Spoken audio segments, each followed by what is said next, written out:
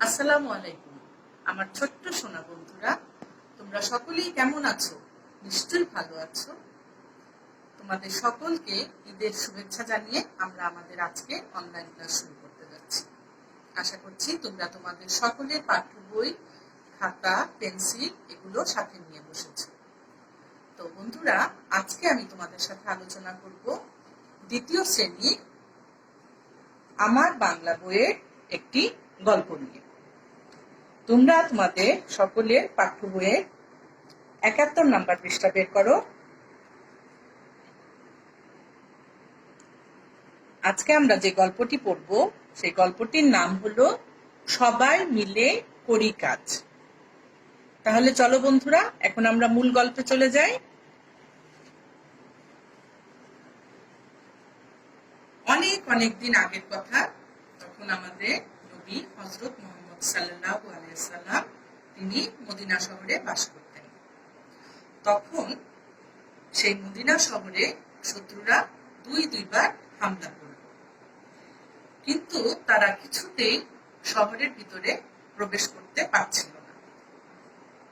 তখন আমাদের নবীজি সবাইকে ডাক দিলেন, ডাক দিয়ে বললেন, শত্রুরা যেন কিছুতেই শহরে ঢুকতে না পারে, সেই জন্য আমাদেরকে শহরের চারপাশে একটি পরীক্ষা খনন করতে হবে। পরীক্ষা কি জানো বন্ধুরা?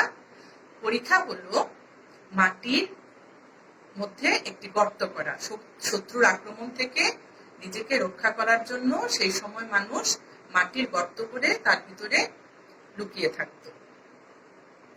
তখন সবাই বলল, হুজুর, এই যে এত বড় পরীক্ষা আমরা কি করে খনন করব?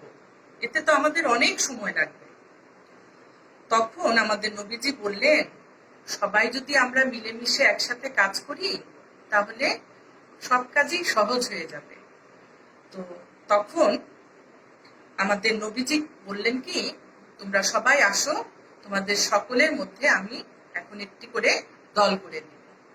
তখন নবীজি সবাইকে ডাকলেন, ডেকে এক একটি দলে 10 জন করে লোক দিলেন, আর কে কতটুকু মাটি কাটবে সেটাও তিনি বলে দিলেন। এভাবে তো কয়েকটি দল করা হলো 10 জন করে। শুধু একটি মাত্র দলে 9 জন লোক ছিল। তখন সেখানে আমাদের নবীজি গেলেন, যে তিনি সেই মাটির ঝুড়ি মাথায় তুলে নিতে চাইলেন। তখন সেই দলের লোকজন নবীজিকে বললেন, না না, আমরা থাকতে আপনি কেন মাটির ঝুড়ি মাথায় তুলে নিবেন? তখন নবীজি বললেন, আমি তো তোমাদের মতোই একজন মানুষ, সাধারণ মানুষ। তো তোমরা সবাই কাজ করবে আর আমি বসে বসে দেখব, এটা কেমন কথা? এ তো হতে পারে না, আমিও তোমাদের সাথে কাজ করব। এ বলে নবীজি তার মাথায় মাটির ঝুড়ি তুলে নিলেন। সবাই আপত্তি জানালেন, কিন্তু তারপরেও নবীজি কারো কথা শুনলেন না। তখন সবাই মিলে যখন কাজ শুরু করে দিল, তখন সে কাজটি খুব দ্রুত শেষ হয়ে গেল। এ কথা বলে নবীজি মাটি কাটার কাজও শুরু করলেন। তখন শহরের যে চারপাশে পরীক্ষা খনন করার কথা ছিল, সেই পরীক্ষাটি খুব তাড়াতাড়ি খনন করা হয়ে গেল।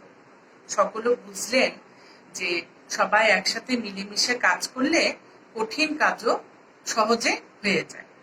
তাহলে এই গল্পটির মধ্যে আমরা কি বুঝতে পারলাম?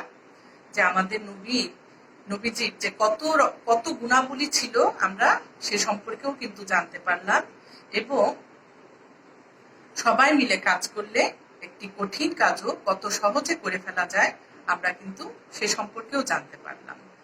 তাহলে তোমরা নিশ্চয় বন্ধুরা এই গল্পটি বুঝতে পেরেছো। আর গল্পটি তোমাদের কেমন লাগলো? ভালো লাগলো না? তো বাসায় তোমরা কিন্তু সবাই গল্পটি ভালো করে রিডিং করবে। এখন বন্ধুরা চলো আমরা পরবর্তী পৃষ্ঠায় চলে যাই। 72 নম্বর পৃষ্ঠা। 1 নম্বরে আছে, শব্দগুলো পাঠ থেকে খুঁজে বের করি এবং অর্থ বলি। শব্দার্থ যেগুলো সবার সুবিধার জন্য আমি আগে থেকেই বোর্ডের মধ্যে লিখে রেখেছি।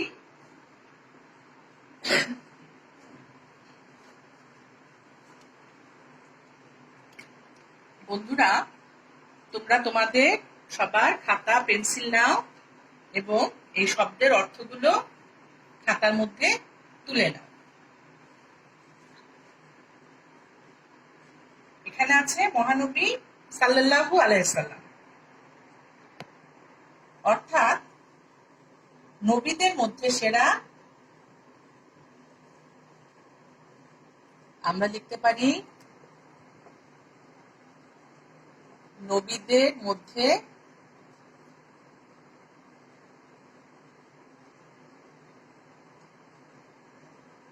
সেরা। আবার এটাও লিখতে পারি হযরত মুহাম্মদ সাল্লাল্লাহু আলাইহি সাল্লাম। আমরা কিন্তু দুটোই লিখতে পারি, তো আমি এখানে বোর্ডের মধ্যে একটি লিখে দিচ্ছি, তোমাদের যেটা ইচ্ছা সেটা লিখতে পারো। তারপরে হলো শত্রু। শত্রু শব্দের অর্থ হলো দুশ্মন।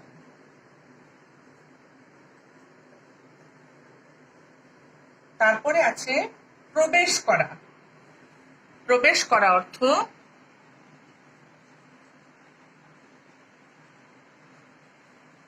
ঢোকা।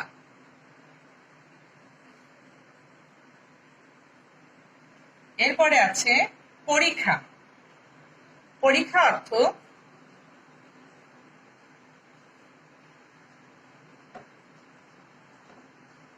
শত্রুর আক্রমণ থেকে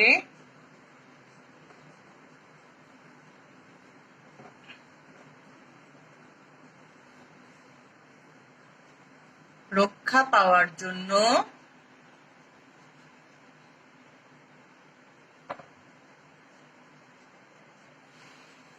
মাটির মধ্যে তৈরি গর্ত।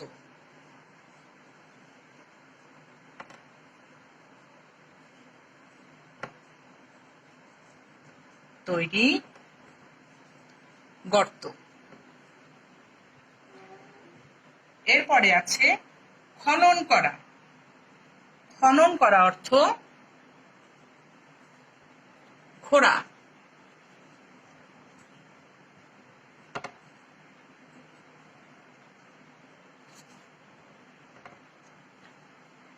অথবা গর্তকরণও কেউ লিখতে পারে। গড়া অর্থ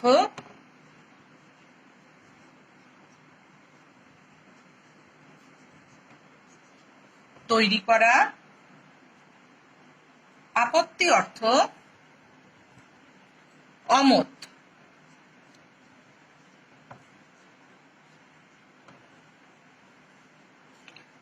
ঝুড়ি অর্থ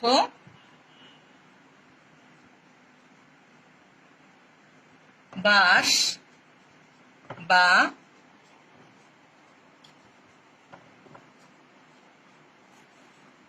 বেতের তৈরি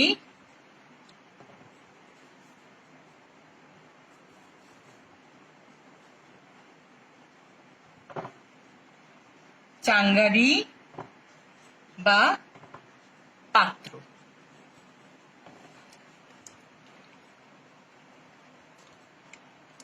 আমি আবার বলে দিচ্ছি, মহানবী সাল্লাল্লাহু সাল্লাম অর্থ নবীদের মধ্যে সেরা, অথবা কেউ লিখতে পারো হযরত মুহাম্মদ সাল্লাল্লাহু আলাইহি ওয়াসাল্লাম। শত্রু অর্থ দুশ্মন। প্রবেশ করা অর্থ ঢোকা। পরীক্ষা শব্দের অর্থ শত্রুর আক্রমণ থেকে রক্ষা পাওয়ার জন্য মাটির মধ্যে তৈরি গর্ত। খনন করা অর্থ খোঁড়া। গড়া অর্থ তৈরি করা। আপত্তি অর্থ অমত বা অসম্মতি। ঝুড়ি অর্থ বাঁশ বা বেতের তৈরি চাঙ্গারি বা পাত্র। বন্ধুরা, আমি তো তোমাদের সুবিধার জন্য বোর্ডের মধ্যে লিখে দিলাম, কিন্তু তোমরা চাইলে তোমাদের বইয়ের পিছনেও কিন্তু এই শব্দের অর্থগুলো লিখে দেওয়া আছে, সেখান থেকে চাইলেও তোমরা শব্দের অর্থগুলো খুঁজে বের করে লিখতে পারো বা পড়তে পারো। এরপরে আমি আসবো 2 নম্বরে, খালি ঘর পূরণ করো। এখানে কিছু শব্দ দেয়া আছে উপরে। মহানবী সাল্লাল্লাহু আলাইহি সাল্লাম, শত্রুরা, দল, পরীক্ষা, গড়া, মিলেমিশে। তো এখানে কিছু শব্দ দেয়া আছে, আর এখানে যে খালি ঘরগুলো আছে সেখানে কোন বাক্যটি এখানে বসবে, আমরা সেই বাক্যটি, সঠিক বাক্যটি সেই খালি ঘরের মধ্যে কিন্তু বসিয়ে খালি ঘরটি পূরণ করব। তো আমরা এখানে দেখতে পাচ্ছি ক নাম্বারে আছে, ড্যাশ নিজের মাথায় ঝুড়ি তুলে নিলেন। আমরা তো একটু আগে গল্পের মধ্যে পড়েছি, কে নিজের মাথায় ঝুড়ি তুলে নিলেন? মহানবী সাল্লাল্লাহু আলাইহি সাল্লাম। তখন আমরা কি করব জানো? প্রথমে এখানে একটি টিক দিয়ে দিব, তারপরে আমরা এখানে লিখে ফেলবো মহানবী সাল্লাল্লাহু আলাইহি সাল্লাম নিজের মাথায় ঝুড়ি তুলে নিলেন। আরেকটি কথা খেয়াল রাখবে বন্ধুরা, তোমাদের পরীক্ষার খাতায় যখন তোমরা লিখবে এই খালি ঘর পূরণ করো, তখন কিন্তু অনেকেই করে কি, শুধুমাত্র এই যে উপর থেকে এই বাক্যগুলো লিখে দেয়, ক লিখে সঠিক বাক্যটি লিখে দিল, এভাবে কিন্তু কেউ লিখবে না, তাহলে কেউ পূর্ণ নাম্বার পাবে না। আমাদের যেটা করতে হবে সেটা হলো পুরো বাক্যটি কিন্তু আমাদের খাতার মধ্যে লিখতে হবে। শুধু উত্তরটি লিখবো তা কিন্তু না, পুরো বাক্যটাই আমরা খাতার মধ্যে লিখবো, তাহলেই কিন্তু আমরা ফুল মার্কস পাবো। আচ্ছা, এখন দেখো, মদিনা শহরে ড্যাশ প্রবেশ করতে পারছিল না। কে প্রবেশ করতে পারছিল না মদিনা শহরে? এখানে দেয়া আছে। আচ্ছা, কি হবে এখানে? শত্রুরা প্রবেশ করতে পারছিল না। আমরা তো গল্পের মাধ্যমে জানতে পেরেছি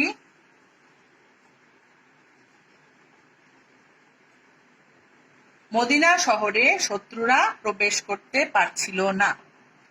গ নাম্বারে আছে, নবীজি সাল্লাল্লাহু আলাইহি সাল্লাম। আচ্ছা, আমরা এখানে প্রথমে টিক দিয়ে নেই, তাহলে আমাদের পরের গুলো লিখতে সুবিধা হবে। নবীজি সাল্লাল্লাহু আলাইহি সাল্লামের কথা মতো 10 জন করে কয়েকটি দল কি করা হলো? কয়েকটি দল গড়া হলো। এখানে একটি টিক দিয়ে দেই। আমরা এখানে লিখবো গড়া অর্থ কি? তৈরি করা। আচ্ছা, কয়েকটি দল গড়া হলো। ঘ নাম্বারে আছে, ফুটবল খেলায় মোট 11 জন নিয়ে ড্যাশ গঠন করা হয়। কি গঠন করা হয় ফুটবল খেলায় 11 জন নিয়ে? হ্যাঁ, দল গঠন করা হয়। আমরা দলে একটি টিক দিয়ে দেই।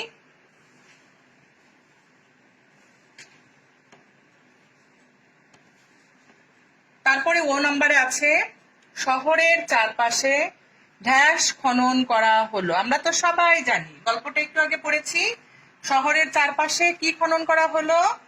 পরিখা। টিক দিয়ে দেই। এখন লিখবো এখানে পরিখা খনন করা হলো। চ নাম্বারে আছে, সবাই ড্যাশ কাজ করলে কঠিন কাজও সহজ হয়ে যায়। সবাই কিভাবে কাজ করলে? মিলে মিশে। এখানে টিক দিয়ে দিব, এখানে লিখে ফেলবো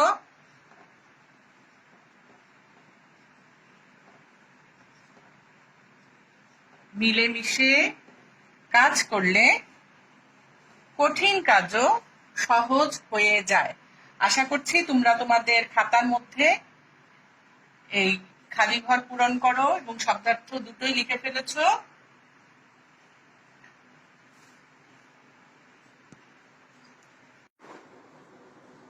এরপরে বন্ধুরা 3 নাম্বারে আছে যুক্ত বর্ণ। যুক্ত বর্ণ এখানে রয়েছে দুটি, একটি হলো ম, ম। তাহলে আমরা এই মটা কিভাবে পাচ্ছি? এখানে কয়টা ম আছে? 2টা ম। তাহলে আমরা প্রথমে কি লিখব? ম যোগ ম। দেখো দুইটা ম আছে না, ম ম, ম যোগ ম। এই ম ম দিয়ে কি হবে, কি লিখতে পারি আমরা? আমরা তো পড়লাম আমাদের নবীজির নাম কি? মুহাম্মদ।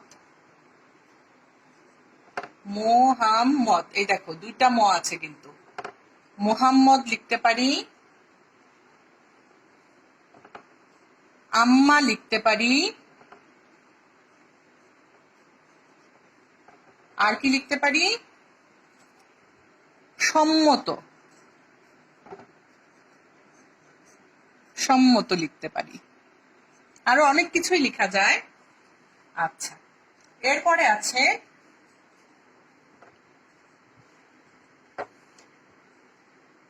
তাই তো। এটা কিন্তু প্রথমে আমরা কি লিখলাম দেখো, দেখে মনে হচ্ছে না ও, কিন্তু যখন এর উপরে একটা উপরে মাত্রা দেয়া হবে তখন এটা হয়ে যাবে তয় ত। আর মাত্রা না দিলে কিন্তু তখন আমরা এই বর্ণটাকে বলবো ও। যেহেতু মাত্রা দেয়া হয়েছে উপরে, সেই জন্য এটার এই বর্ণটার নাম হলো তয় ত। তাহলে এখানে কয়টা ত আছে? দুইটা ত। ত যোগ ত, তয় ত, দুইটা ত হলো না? আচ্ছা, তাহলে এই ত দিয়ে কি হয়? আমাদের নবীজি কে অনেক বলার পরেও তিনি কি করেছিলেন? আপত্তি জানিয়েছিলেন না, যে না আমি অবশ্যই মাথায় ঝুড়ি তুলে নিব। আপত্তি, দেখো আপত্তি, এই যে তয় তো। তাহলে তত দিয়ে কি হয়? আপত্তি, তারপরে হয় সম্পত্তি, ময় প, এখানে দেখো ময় প, সম্প, তারপরে তি। সম্পত্তি কিন্তু না, যদি তি হতো তাহলে শুধু ত হতো, কিন্তু এখানে আমরা বলছি সম্পত্তি। এই যে তয় তো, সম্পত্তি। তারপরে হলো বিপত্তি, বিপত্তি। আমরা তি একেবারে জিহ্বাটা কিন্তু আমাদের দাঁতের সাথে লাগিয়ে তারপরে আমরা বলছি তি। আচ্ছা, তাহলে ময় ম দিয়ে কি হলো? মুহাম্মদ, ম যোগ ম, মোহাম্মদ, আম্মা, সম্মত। তয় ত দিয়ে আমরা যুক্ত বর্ণ ভেঙে কি পেলাম? ত যোগ ত, আপত্তি, সম্পত্তি আর বিপত্তি। তোমরা চাইলে তোমাদের মতো করেও শব্দগুলো লিখতে পারো। তাহলে বন্ধুরা, আজকে আমরা তোমাদের সাথে এই অধ্যায়ের কি কি আলোচনা করলাম? প্রথমে আমরা গল্পটি পড়লাম, তারপরে আমরা শব্দের অর্থগুলো জানলাম, খালি ঘর পূরণ করো সেটাও লিখেছি। এরপরে আমরা লিখলাম যুক্ত বর্ণগুলো দিয়ে ভেঙে নতুন শব্দ আমরা লিখেছি। যুক্ত বর্ণ ভেঙে আমরা নতুন নতুন শব্দ লিখেছি। তাহলে আমরা মোট কয়টি জিনিস পড়লাম? শব্দার্থ, খালি ঘর পূরণ আর যুক্ত বর্ণ। তাহলে এই গল্পের আজকে আমি তোমাদেরকে বাড়ির কাজ হিসেবে দিচ্ছি পৃষ্ঠা নাম্বার 72। তোমরা সবাই বাড়ির কাজ লিখে নাও।